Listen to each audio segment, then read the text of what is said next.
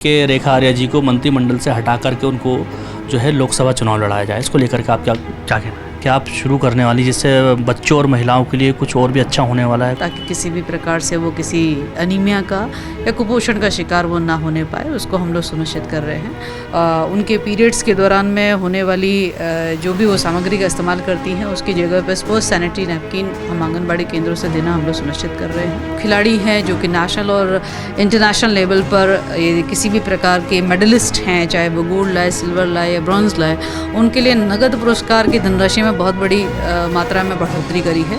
जो खिलाड़ी हमारे प्रदेश के लिए अच्छा कर रहे हैं उनको नौकरियों की बड़ी दिक्कत हो जाती है, उनकी नौकरियों के लिए आप क्या कर रहे हैं? आने वाले समय में उत्तराखंड में ही वो अपनी सेवाएं दें। वो जो भी यहाँ पर अपना इंस्टीट्यूट खोलना चाहें, जो करना चाहें, अथवा उनको सीधे जो है सरकारी नौकरियों में मर्ज किया जाए, उसका भी रास्ता हम लोग खोलने जा रहे हैं, जिसमें आउट ऑफ टर्न जॉब भी है। कांग्रेस के कुछ नेता फिर से टूट करके भाजपा में ज्वाइन हो सकते हैं, क्या लगता है आपको ऐसा कुछ होगा? और भारतीय जनता पार्टी एक बार फिर से उन लोगों को अपने साथ जोड़ने की कोशिश करेगी जो चुनाव से पहले छोड़ करके गए भाजपा को?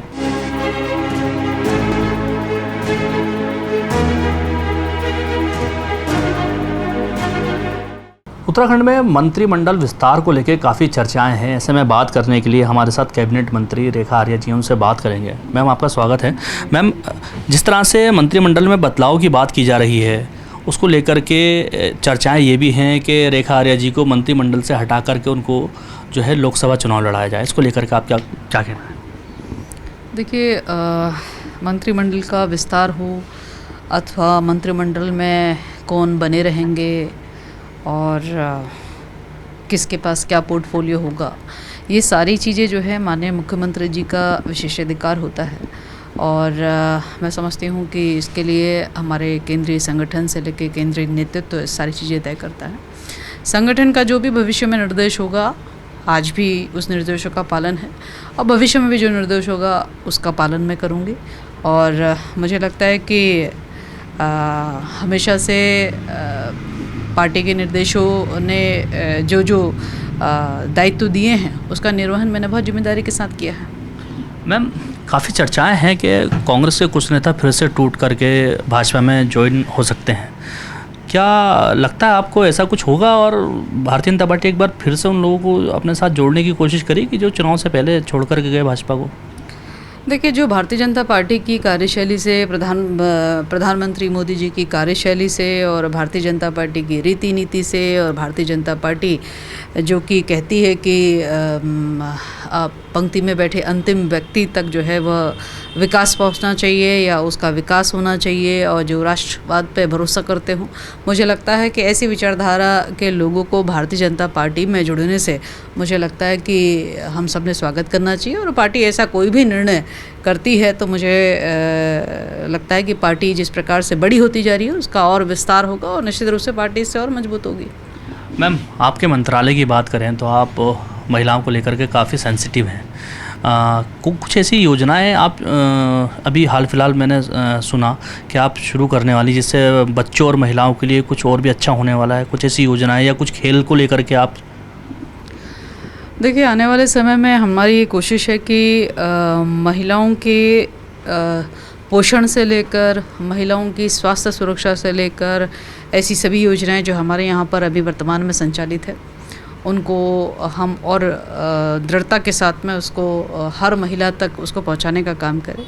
वर्तमान में महिला पोषण योजना संचालित है जिसके माध्यम से हमारी गर्भवती महिलाएं जो है वो अंडा और केला प्राप्त कर रही हैं, ताकि किसी भी प्रकार से वो किसी अनीमिया का या कुपोषण का शिकार वो ना होने पाए, उसको हम लोग सुनिश्चित कर रहे हैं।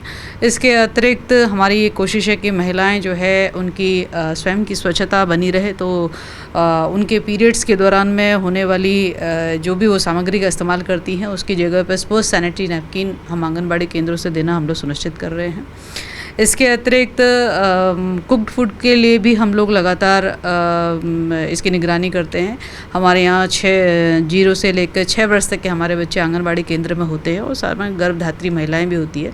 उनके लिए कुक्ड फूड जो है वो केंद्र में ही बन सके और वहीं पे बच्चे उसको उस आहार को ग्रहण करें ताकि उनके अंदर जो है पोषण सही पोर्शन में जो है वो जा सके, उसको भी हम लोग सुनिश्चित कर रहे हैं। तो विभाग लगातार ये कोशिश में है कि हम लोग एक तो कुपोषण को मात दे सके, दूसरा एक स्वस्थ जो है हमारा उत्तराखंडी जो भी हमारा बच्चा इस धरा पर इस देवभूमि में कदम रखे तो वो स्वस्थ रहे। तो विभिन्न योजनाओं के माध्यम से उनको आच्छादित किया है। रही बात खेल विभाग की, तो हम लोगों ने मुख्यमंत्री उद्यमान उन्नयन योजना हम लोगों ने लागू करी है, जहां हमारे 8 वर्ष से लेकर 14 वर्ष तक के बच्चे जो बिल्कुल न्याय पंचायत स्तर पर, ग्रामीण स्तर पर एक गाँव में रहने वाला बच्चा है, उसको खेल में प्रोत्साहित करने के लिए 1500 रुपये खेल छात्रवृत्ति हम लोग लगातार दे रहे हैं।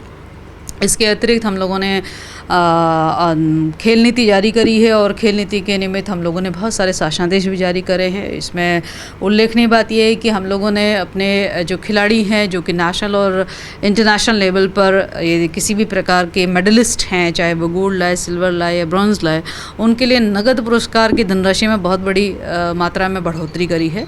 इसके अतिरिक्त हमारे छात्रावासों में रहने वाले बच्चों के लिए जो विगत लंबे समय से जिनकी भोजन की थाली की कीमत मात्र 150 रुपये हुआ करती थी, आज वो बढ़कर 250 रुपये करीब हो गई है, जो कि इस और भी सरकार की प्रतिबद्धता को बताता है कि बच्चों को पोषण में कोई कमी नहीं रहनी चाहिए। मैं उसके लिए माननीय मुख्यमंत्री जी का धन्यवाद दूंगी। और एक और अच्छी बात ये हुई है कि अब हर बार जो है उनके इस जो थाली की कीमत में या पोषण के तत्वों को सुनिश्चित करने के लिए जो धनराशि में बढ़ोतरी हुई है वो साल दर साल जो है स्वतः ही बढ़ती रहेगी, यह भी व्यवस्था उसमें दे दी गई है।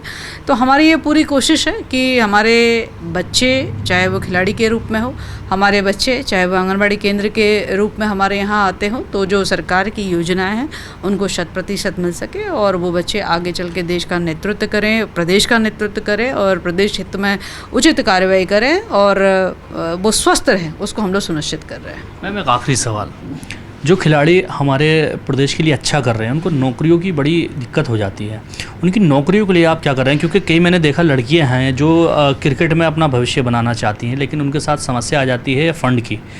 उनको छोटी मोटी अगर नौकरी मिल जाए शुरुआती दौर में, जो राष्ट्रीय स्तर पे ना सही राज्य स्तर पे खेल रही हैं, तो उनको अपना आगे का जो करियर है बनाने में बड़ी आसानी हो जाती है। लेकिन ऐसा नौकरियों का अभी कोई प्रावधान आपके द्वारा नहीं हुआ है, इसको लेकर के क्या तैयारी करें आप लोग?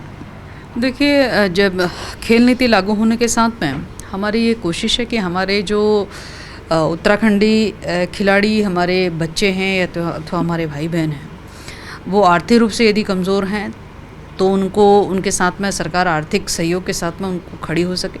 इसके लिए हम लोगों ने स्पोर्ट्स डेवलपमेंट फंड बहुत समय पहले कैबिनेट से इसको अप्रूव कराया है, जिसमें 1 रुपये पर बोतल सेस के रूप में जो है आबकारी विभाग से उसकी देने की सहमति बनी है। तो एक वित्तीय प्रबंधन हम लोग कर रहे हैं ताकि इन बच्चों को हम लोग सपोर्ट कर सकें। उसका भी शासनादेश बहुत जल्द जो है वो बनने जा रहा है। इसके साथ साथ में रही बात जॉब की, जो बच्चे किसी न किसी रूप में राष्ट्रीय अंतर्राष्ट्रीय स्तर फलक पर छाकर उत्तराखंड का नाम रोशन करते हैं, ऐसे बच्चों को आने वाले समय में उत्तराखंड में ही वो अपनी सेवाएं दे, एज ए कोच के रूप में दे, एज ए एकेडमी यहाँ पर खोले, या एज ए वो जो भी यहाँ पर अपना इंस्टीट्यूट खोलना चाहें, जो करना चाहें, अथवा उनको सीधे सीधे जो है सरकारी नौकरियों में मर्ज किया जाए, उसका भी रास्ता हम लोग खोलने जा रहे हैं, जिसमें आउट ऑफ टर्न जॉब भी है और 4% का आरक्षण जो उनको स्पोर्ट्स कोटा में मिलना है। ये दोनों चीज़ें प्रस्तावित है। मुझे कहते हुए बेहद प्रसन्नता है कि कल माननीय मुख्यमंत्री जी ने खेल विभाग की समीक्षा बैठक करी। उस बैठक में माननीय मुख्यमंत्री जी ने स्पष्ट निर्देश चीफ सेक्रेटरी को दिए कि एक हाई पावर कमेटी का गठन कर लिया जाए, ताकि इस प्रकार के जो निर्णय होने हैं वह 2022 से लेकर अभी तक जो फाइलों में ही मूव कर रहे हैं, जिस पर अभी तक निर्णय नहीं हो पाया है, उनको कंसीडर कर लिया जाए और उस पर त्वरित कार्रवाई की जाए। तो मुझे बहुत उम्मीद है कि आने वाले 38वें राष्ट्रीय खेल के आयोजन से पहले हम ये 2-3 रास्ते जो हमारे बच्चों के हित में या खिलाड़ियों के हित में होने हैं वह अपना अमली जामा जो है वो पहन चुके होंगे। और मुझे पूरी उम्मीद है कि हम उस दिन जिस दिन राष्ट्रीय खेल का आयोजन यहाँ पर होगा 2024 में अक्टूबर और नवंबर माह में, हम प्रदेश की सबसे बड़ी उपलब्धियों में यही सारी चीज़ें जो हैं वो खिलाड़ियों के मध्य में रखने का भी काम करेंगे। तो मुझे उम्मीद है इस हाई पावर कमेटी से निश्चित रूप से ये बहुत ऐतिहासिक फैसले वो आने वाले समय में ज़रूर होंगे। चलिए, हमारे साथ खेल मंत्री और रेखा आर्या जी थी, जिन्होंने एक बहुत ही बड़ी बात बताई है कि आने वाले समय में जो हमारे प्रदेश के खिलाड़ी हैं उनके लिए एक ऐतिहासिक फैसला होने जा रहा है, जिसको लेकर के बच्चों को खुश होने की ज़रूरत भी है, क्योंकि जिस तरह से फैसले लिए जा रहे हैं उनके हक़ में, आने वाला भविष्य काफ़ी सुनहरा है उनका।